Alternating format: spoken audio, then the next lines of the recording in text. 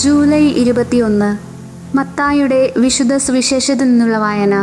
അദ്ധ്യായം 12, 38 മുതൽ 42 വരെയുള്ള വാക്യങ്ങൾ.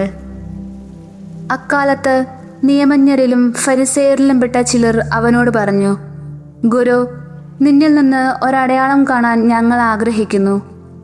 അവൻ മറുപടി പറഞ്ഞു, ദുഷിച്ചതും അവിശ്വസ്തവുമായ തലമുറ അടയാളം അന്വേഷിക്കുന്നു.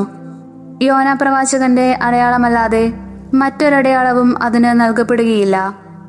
യോന 3 രാവും 3 പകലും തിമ്മീങ്കലത്തിന്റെ ഉദരത്തിൽ കിടന്നതുപോലെ മനുഷ്യപുത്രനും 3 രാവും 3 പകലും ഭൂമിക്കുള്ളിലായിരിക്കും.